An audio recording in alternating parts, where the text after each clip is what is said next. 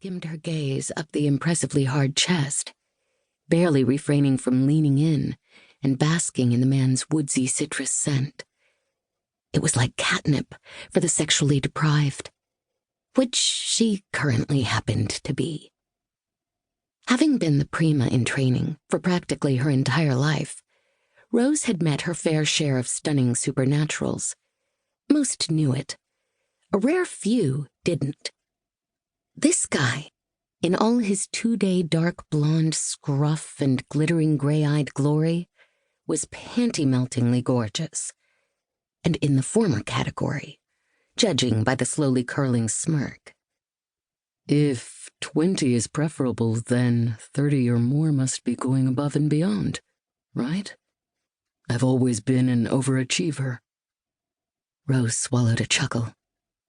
While most people at the party had dressed up in their finest party clothes, this guy sported faded jeans, the sleeves of his dress shirt rolled up to his elbows to reveal colorfully tattooed forearms, corded with muscle. The voice in her head screamed, "Danger, Rose Maxwell, danger!"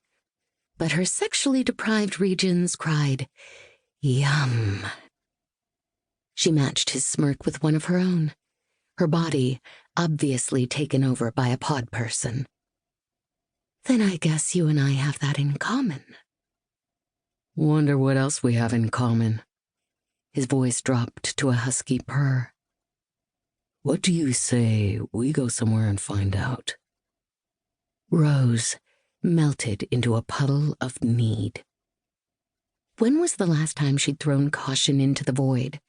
She couldn't remember. At that very moment, all she could recall was Violet and Olive's earlier tag team effort to convince her she needed to get her witch on. In Vi code, that meant let loose. Have fun. And what Rose wanted most in that moment was to have fun with the man pressed against all her tingly bits. Tingling that, for once, didn't have anything to do with the magic swirling just below her eczema-prone skin. Conjuring a dose of bravery, she met his lusty gaze with one of her own, and prayed she looked turned on instead of constipated.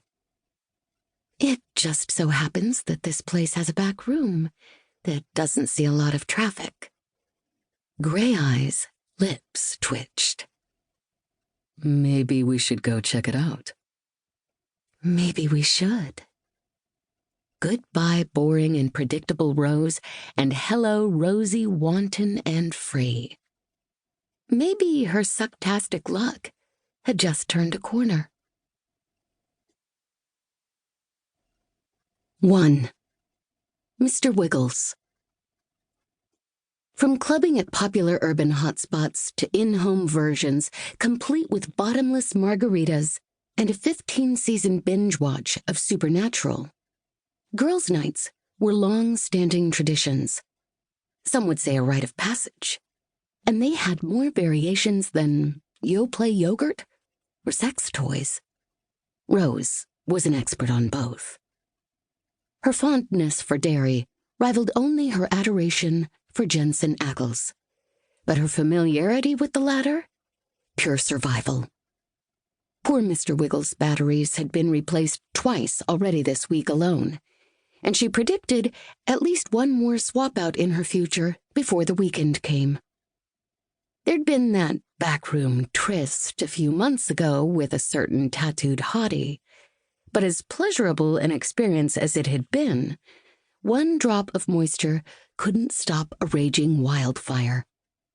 It was either take matters into her own hands or be persona non grata on Smokey Bear's hit list.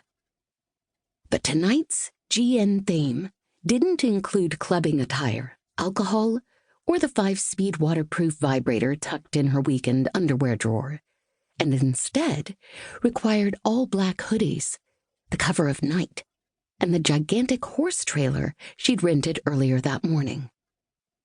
Side seat driving, Rose swung an arm in front of her triplet, nearly crushing Vi's nose as she pointed to the gravel lane they'd nearly missed. "There, on the left."